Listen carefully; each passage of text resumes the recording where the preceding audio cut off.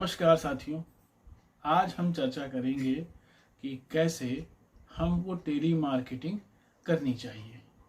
Tele marketing करके हम अपने व्यवसाय को कैसे आगे बढ़ा सकते हैं। मैंने इसके लिए पहले एक सीरीज़ बनाई थी जो मैंने यूट्यूब पे डाल रखी है। अगर आपने न देखा हो तो उसी को आप एक बार देख लें, क्योंकि वो इस सीरीज़ का फर्स्ट पार्ट है और ये इस सीरीज़ का सेकेंड पार्ट है। तो इसके बारे में हम विस्तार से यहाँ चर्चा करने वाले हैं कि टेली मार्केटिंग करके कैसे हम अपने व्यवसाय को कम लागत में ज़्यादा से ज़्यादा लोगों तक पहुँचा सकते हैं और अच्छा लाभ अर्जित कर सकते हैं। इसमें एक फ़ायदा और भी है कि हम एक टेली मार्केटर की नियुक्ति करके एक हम जॉब क्रिएशन भी क्रिएट कर देते हैं कि किसी बेरोजगार नवयुवक नवयुवती को हम रोजगार भी प्रदान कर देते हैं। चलिए ज़्यादा समय न लेते हुए हम बढ़ते हैं अपने टॉपिक की ओर। आप क्या सोच रहे हैं? ये प्रश्न सभी व्यापारियों से है कि वो अपने व्यवसाय या व्यापार को आगे बढ़ाना चाहते हैं। उसके लिए वो विभिन्न प्रकार के विज्ञापन सामग्रियों का इस्तेमाल करते हैं, पर कुछ को सफलता मिलती है, कुछ को सफलता नहीं मिलती है। तो हमारा ये जो व्यापारी है, ये सोच रहा है कि अपने व्यापार को आगे बढ़ाने के लिए क्या उसे टेली मार्केटिंग के बारे में सोचना चाहिए? टेली मार्केटिंग करके वो अपने व्यापार को आगे बढ़ा सकता है। अगर आप टेली मार्केटिंग के बारे में सोच रहे हैं, तो ये वीडियो आपके लिए बहुत ही काम का है। इस वीडियो को आप बिल्कुल देखिएगा। ये telemarketing part 2 training video है, जो कि एस्सिंग कंसल्टेंसी द्वारा बनाया गया है। इसका ऑलरेडी एक पार्ट 1 पहले ही बना हुआ है, जो यूट्यूब पे उपलब्ध है। आप चाहें तो उसे भी देख के आप कुछ स्किल्स सीख सकते हैं। यदि आप व्यापारी हैं और आप खुद टेली मार्केटिंग को सीखकर अपना व्यापार आगे ले जाना चाहते हैं, तो भी हम आपके साथ काम करने के लिए तैयार हैं। या आपके पास समय नहीं है, संसाधन नहीं है, तो आप हमसे अपने व्यवसाय या व्यापार का विज्ञापन बहुत ही उचित मूल्य पर करवा सकते हैं। हम दोनों ही दशाओं में आपके साथ जुड़कर अप अपने आप को गौरवान्वित महसूस करेंगे। हमारा पता है, संस्था का नाम एसिंग कंसल्टेंसी सुल्तानपुर उत्तर प्रदेश से है। ये ऑफिस के लैंडलाइन नंबर हैं और मोबाइल नंबर है। ये ईमेल एड्रेस है और ये संस्था जीएसटी रजिस्टर्ड है, जिसका जीएसटी नंबर आपके सामने शो हो रहा है। मार्केटिंग की अवधारणा क्या है? मार्केटिंग क्या है? सबसे पहले तो हमें इसकी अवधारणा को समझना होगा कि जैसा कि लिखा है कि मार्केटिंग की अवधारणा है कि आप अपने उत्पादों एवं सेवाओं के माध्यम से अन्य व्यक्तियों की समस्याओं का समाधान प्रस्तुत करना, जिससे वो प्रसन्नता का अनुभव कर सके। रियल मार्केटिंग यही है। इसके अलावा मार्केटिंग व्यापार व्यवसाय और कुछ नहीं है।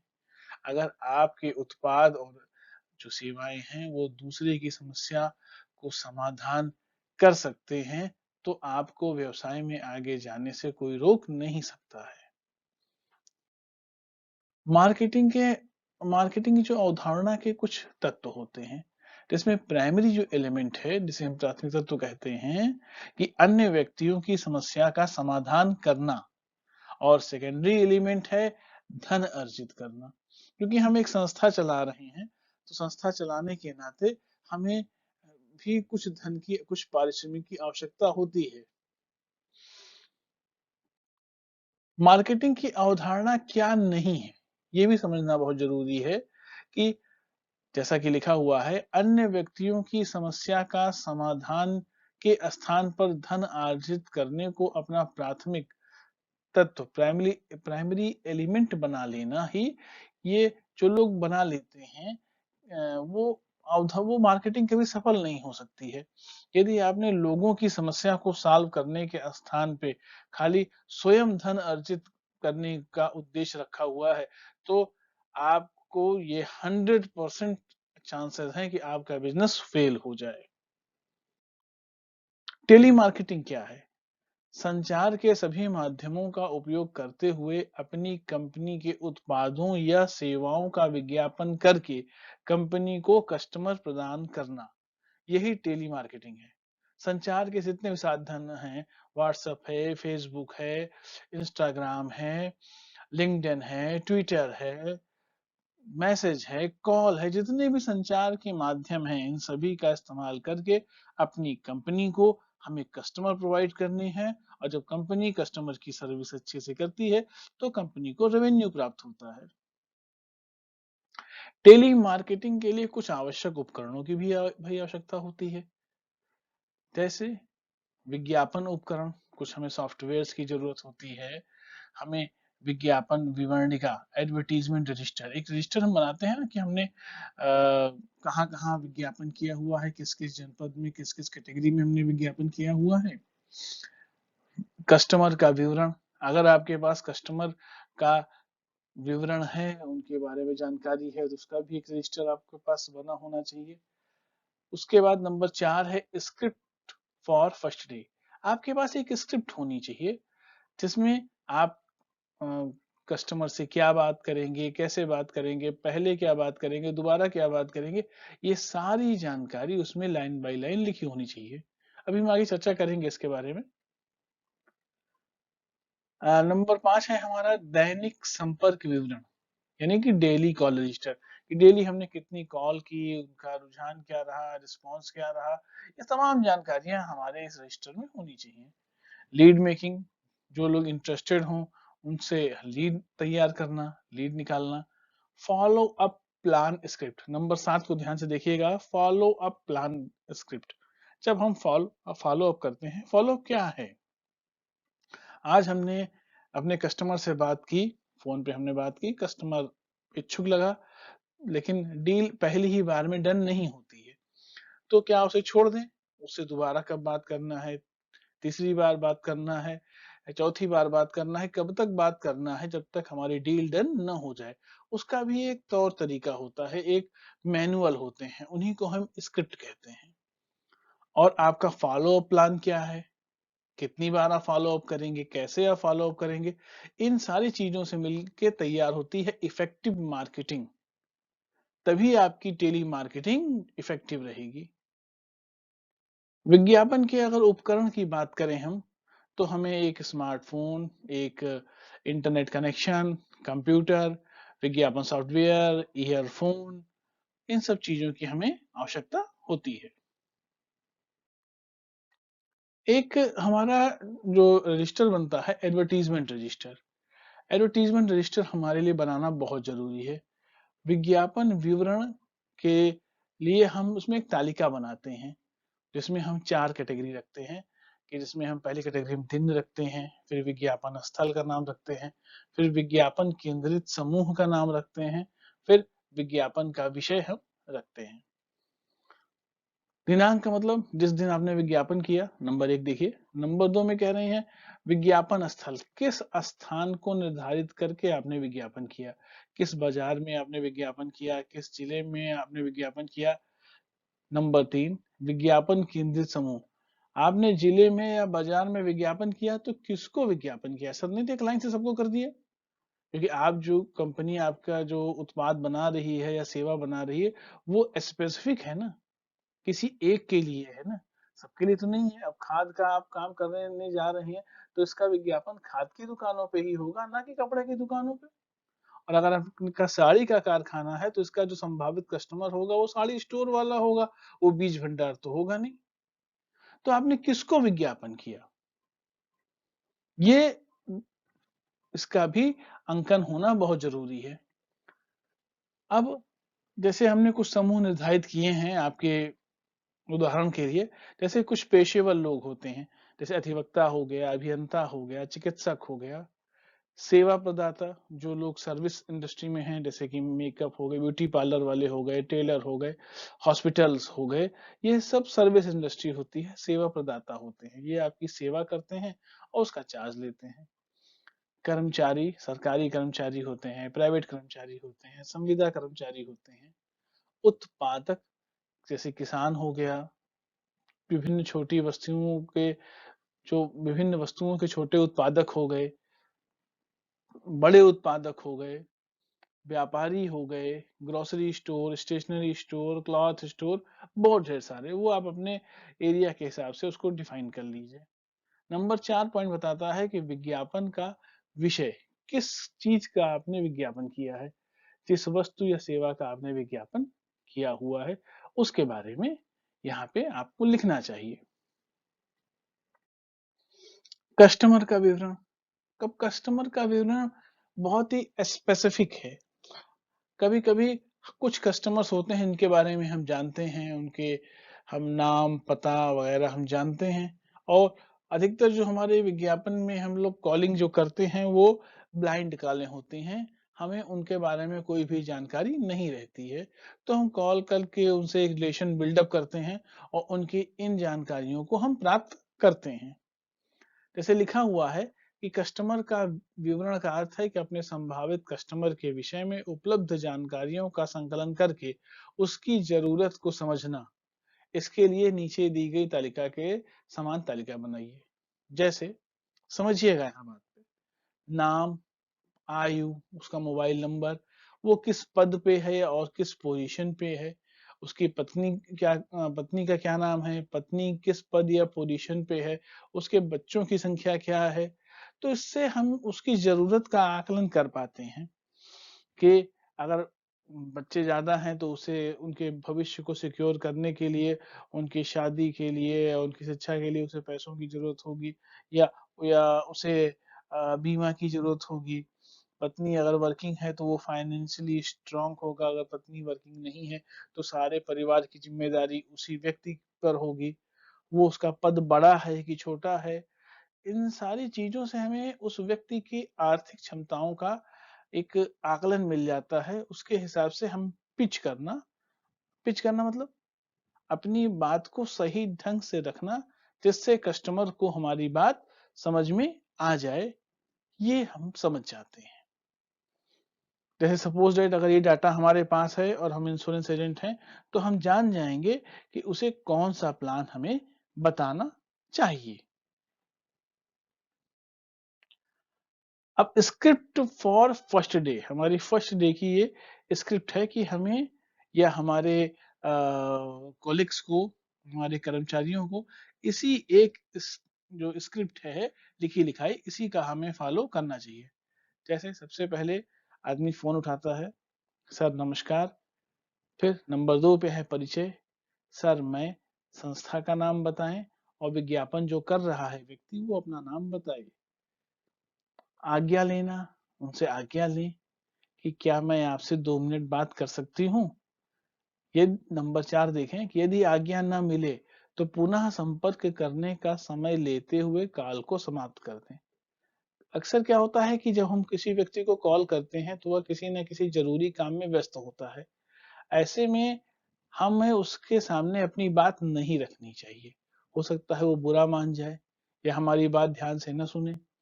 तो अपनी बात रखने से पहले जो हमारा विज्ञापन करता है उसे सामने वाले की मन स्थिति को जांच लेना चाहिए कि क्या वो हमारी बात सुनने के लिए तैयार है। अगर तैयार है तभी हमें अपनी बात कहनी चाहिए, अन्यथा नहीं कहनी चाहिए। और जो लोग इसका ध्यान नहीं देते हैं वो एक इफेक्टिव टेली मार्केटर नहीं बन पाते हैं और उनका व्यवसाय कभी भी सफल नहीं हो पाता है। नंबर 5 आप देखें, यदि आज्ञा मिल जाए, आपने आज्ञा मांगी, आज्ञा आपको मिल गई, सामने वाले ने आज्ञा आपको दे दी, तब अपने कॉल करने के उद्देश्य को स्पष्ट करें कि सर हमारे यहाँ निम्न सेवा या उत्पाद निर्माण या प्रदान किया जाता है, इसका हम लोग विज्ञापन कर रहे हैं और आपको भी व्हाट्सएप पे, ईमेल, मैसेज, सोशल मीडिया पर विज्ञापन भेजा गया है। उन्हें बताइए कि हाँ विज्ञापन उनको भेजा गया है। नंबर 6 देखें, जिज्ञासा व्यक्त करें। अब आप खुद जिज्ञासा व्यक्त करते हुए पूछें कि क्या सर आपने उस विज्ञापन को देखा है। 90% जवाब यही मिलेगा कि हमने विज्ञापन नहीं देखा है। बात को यहाँ समझिए, बड़े प्रेम से समझिए कि सामने वाले व्यक्ति को आपके विज्ञापन में, आप में, आपकी संस्था में, आपके उत्पाद में, आपकी कंपनी की सेवा में कोई भी रुचि नहीं है। उसे रुचि है तो सिर्फ और सिर्फ अपनी समस्याओं के समाधान में। हर व्यक्ति अपनी समस्या में फंसा हुआ है, वो उसका समाधान चाहता है। और यही हमारा बिजनेस का पॉइंट है कि व्यक्ति समस्या में घिरा हुआ है और हमें उसका समाधान चाहिए दे दें तो वो हमारा लॉयल कस्टमर हो जाएगा। आप अगर अब आपने यहाँ नंबर 7 को देखिए, जिज्ञासा से अंत करें। जहां तक पता है लोगों ने विज्ञापन नहीं देखा होगा, तो आप उनसे जो विज्ञापन कर रहा है फोन पे वो कहे कि सर यदि आपके पास समय हो तो आप विज्ञापन देख लें। उसमें एक पोस्टर और एक यूट्यूब वीडियो का लिंक दिया गया है, जिसमें हमारे उत्पाद या सेवा की पूर्ण जानकारी दी गई है, जिससे आप हमारे उत्पाद या सेवा की पूर्ण जानकारी प्राप्त कर सकते हैं। अब यहाँ पे है कि आपकी कंपनी का या आपकी फर्म का एक यूट्यूब चैनल होना चाहिए, जिसमें कंपनी जो उत्पाद बना रही है या जो सेवा देना चाहती है उसका पूर्ण विवरण होना चाहिए। क्योंकि सामने वाला व्यक्ति तुरंत डिसीजन नहीं लेगा। वो कहीं ऑफिस में बैठा है, कहीं रास्ते में, कहीं बाइक चला रहा है, कार चला रहा है, तो जो खाली होगा तो एक बार उसको उसके मन में बात स्ट्राइक करेगी। लेकिन चूंकि वो इतना बिजी होगा तो कुछ धुंधली-धुंधली याद रह जाएगी।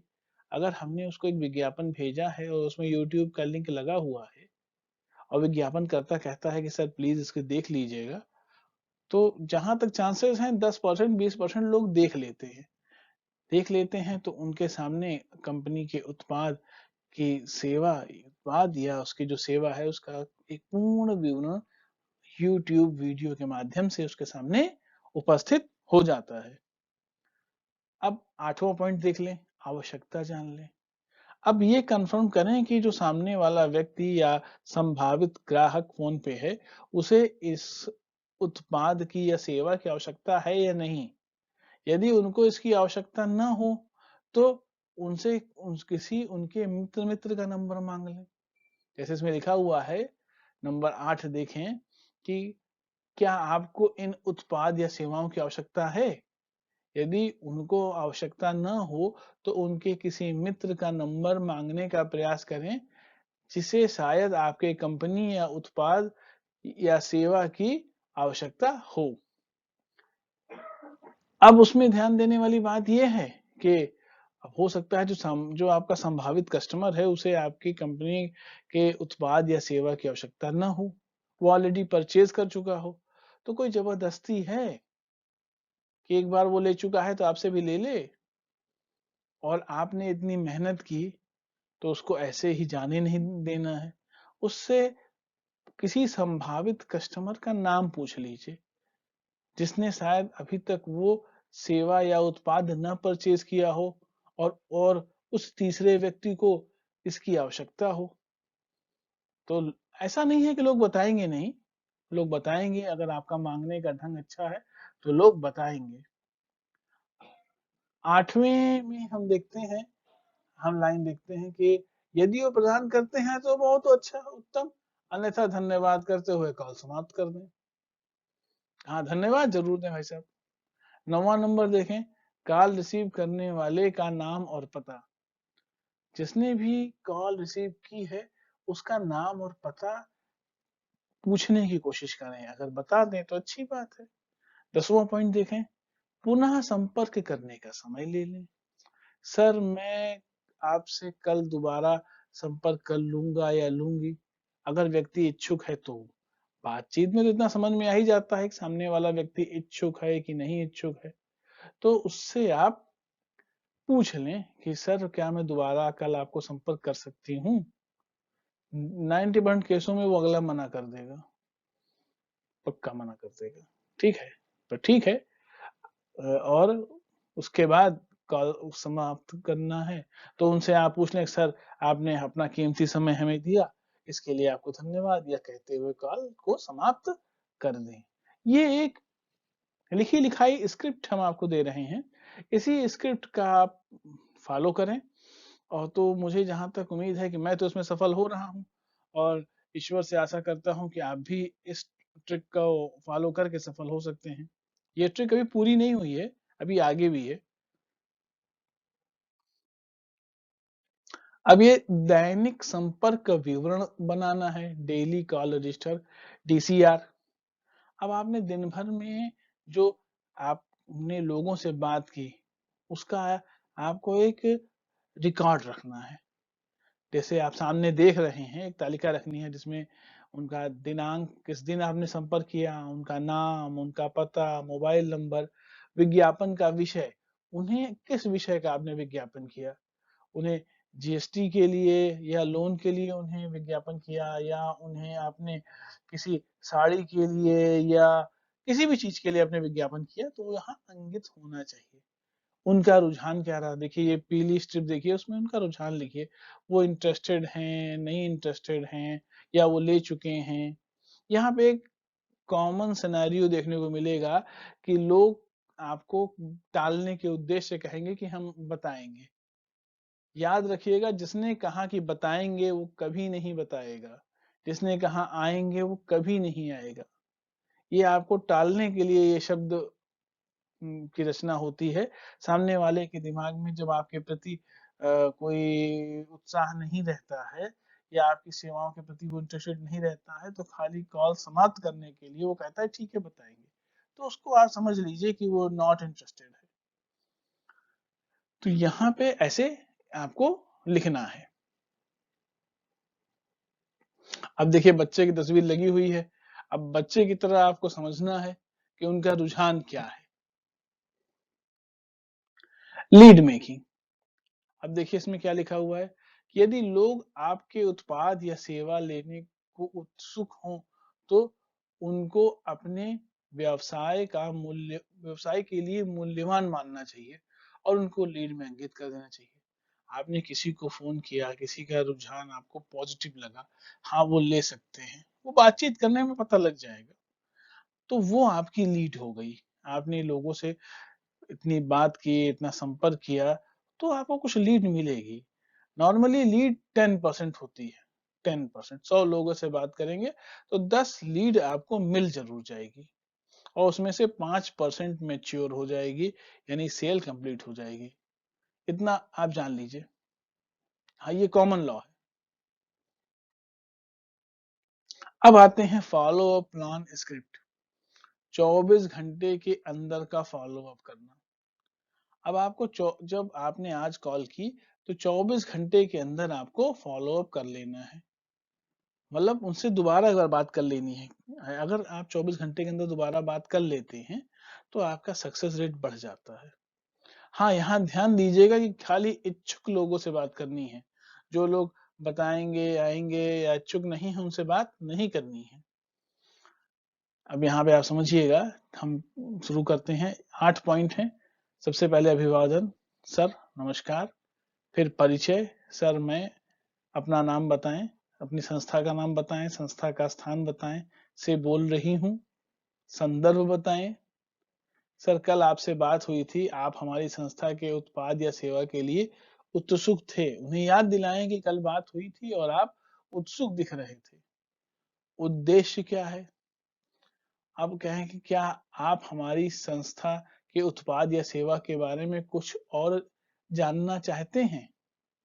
अब यहाँ पे आपको एक चीज प्रेजेंट करनी है कि आपको आपकी बातों से ऐसा न लगे कि खाली आप अपना माल या अपनी सेवा बेचना चाहते हैं, अपनी वस्तु बेचना चाहते हैं। अगर सामने वाले संभावित ग्राहक को ये समझ में आ गया कि खाली आप उनको अपना सामान बेचना चाहते हैं, तो वो आपसे कभी नहीं खरीदेंगे, कभी नहीं खरीदेंगे।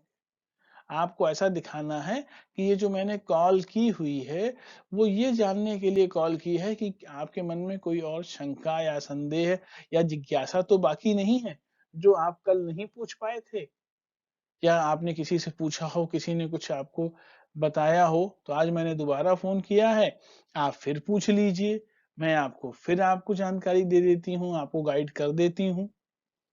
ये भाव आप रख के बात करें। अगर आपके मन में ये भाव आ गया कि हमें बेचना है, तो सफलता नहीं मिलेगी। नंबर 5 देखिए, शंका निवारण। अगर उनके पास कोई प्रश्न है तो उसका जवाब दे दें। फिर नंबर 6, अगले फॉलो अप का संपर्क के लिए आज्ञा लेना।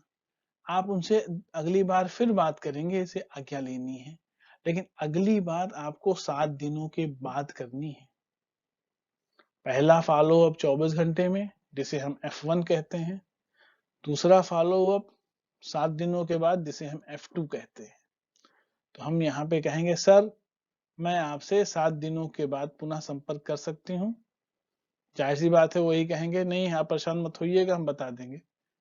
खैर उसे ज्यादा ध्यान देने की जरूरत नहीं है।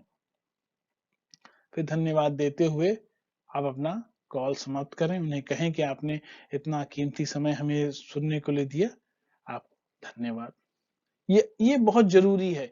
इस स्क्रिप्ट की प्रैक्टिस करना बहुत जरूरी है।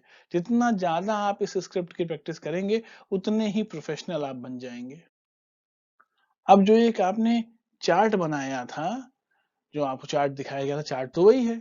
अब उसमें 24 घंटे के अंदर का जो फॉलो अप है, उसमें आप फॉलो अप की डेट लिख दीजिए। इस तरह से F1 यानी पहला फॉलो अप हमारा पूरा हुआ। अब हमें F2 करना है। अब देखिए 6 दिनों के बाद आप उन्हें फिर वही फोन कीजिए। स्क्रिप्ट क्या है? अभिवादन सर, नमस्कार, परिचय सर, मैं अपना नाम बताएं, संस्था का नाम बताएं, संस्था के स्थान से बोल रही हूँ। अब इसमें संदर्भ क्या देंगे कि सर 7 दिनों पहले आपसे बात हुई थी, आप हमारी संस्था के उत्पाद या सेवा के लिए उत्सुक थे। अगला कुछ भी जवाब देगा। फिर यहाँ पे कहना है कि सर, क्या आप हमारी संस्था के सेवा या उत्पाद के बारे में कुछ और जानना चाहते हैं? देखिए उद्देश्य अंततः माल बेचना ही है, लेकिन इसको दर्शाना नहीं। अगर दर्शा दिया तो कस्टमर हाथ से निकल जाएगा। कस्टमर को ये बताना है कि हम आपकी जिज्ञासा शांत करने के लिए बार बार फोन कर रहे हैं, हमें आपसे कोई और इंटरेस्ट नहीं है। ठीक है, बाकी इंटरेस्ट तो माल बेचना है, वो तो हिडन है ना, छिपा हुआ है ना। अच्छा, अगर नंबर 5 देखिए, उनका अगर संभावित कस्टमर की कोई शंका है उसे दूर कर दीजिए। नंबर 6, फिर अगले फॉलो अप के लिए आप आज्ञा दीजिए कि सर मैं आपसे 30 दिनों बाद संपर्क कर सकती हूँ। ठीक, हाँ ना में कोई जवाब आएगा, उसका कोई विशेष मतलब नहीं है। धन्यवाद देते हुए आप कॉल को समाप्त कर दें। अब यहाँ पे आप वो जो आपका चार्ट था ना, अब इसमें देखिए जो हमने बैगनी रंग से रंग दिया है, इसमें आप उस डेट को डाल दें कि 7 दिनों के अंदर आपने फॉलो अप कर लिया। इसे ही F2 का नाम दिया गया है। अब इसके बाद अंतिम फॉलो अप F3, जो 30 दिनों के अंदर होना है। अब हम यहाँ पे बात करेंगे, सर वही हमारा पैटर्न सारा वही है। अभिवादन सर, नमस्कार, परिचय सर, मैं अपना नाम, संस्था का नाम, स्थान बताते हुए बोल रही हूँ। नंबर 3, संदर्भ सर, 30 दिनों पहले आपसे बात हुई थी, आप हमारी संस्था के उत्पाद या सेवा के लिए उत्सुक थे। अगला कुछ जवाब देगा। सर, क्या आप हमारी संस्था के बारे में कुछ और जानना चाहते हैं? संस्था के बारे में, उत्पाद के बारे में या सेवा के बारे में? तो अगर अगले के पास फिर कोई शंका है तो यहाँ पे पूछ लीजिए, उसका समाधान कर दीजिए। अब यहाँ पे हमें अगले कॉल के लिए संदर्भ नहीं लेना है। हम तीन फॉलो अप ही करेंगे, चौथा फॉलो अप नहीं करेंगे। अगर इतने में कस्टमर की शंका का समाधान नहीं हुआ तो अब आगे होगा भी नहीं। परेशान ना हो, अब ये कस्टमर खाली आपका समय खा रहा है और ये लेगा नहीं, जुड़ेगा नहीं आपसे। इसलिए अगर वो इच्छुक है तो ठीक है, नहीं तो ये अंतिम अवसर है, उससे बात कर लें, उसकी शंका का समाधान कर दें और धन्यवाद देते हुए कॉल समाप्त कर दें। अब यही जो डिटेल है, ये देखिए रेड कॉलम आप देख रहे हैं, चार्ट एक ही है, उसमें आप ये भर दें। अब दोबारा अगर ये लीड फुलफिल हुई, ये कस्टमर आके हमसे जुड़ते हैं, सेवा लेते हैं तो ठीक, नहीं तो आप इनको आगे कॉल नहीं करना है। तो इस तरह से ये टेली मार्केटिंग की एक कॉल होती है, इस तरह से टेली मार्केटिंग की जाती है। अगर आप इस तरह से टेली मार्केटिंग करेंगे तो आपको बहुत जल्दी ही सफलता मिलेगी। अब मैंने अपनी चीजें आपको बता दी, आपका काफी समय भी मैंने ले लिया। आप इसकी प्रैक्टिस करें, आप इस वीडियो को 1 बार, 2 बार, 3 बार देखें और आप इस टर्मिनोलॉजी को सीख के आप खुद भी आप एक अच्छे टेली मार्केटर बन सकते हैं। अगर आपको फिर भी हमारी सेवाओं की जरूरत पड़े तो आगे डिटेल सारी दी गई है, आप हमसे संपर्क कर सकते हैं। धन्यवाद।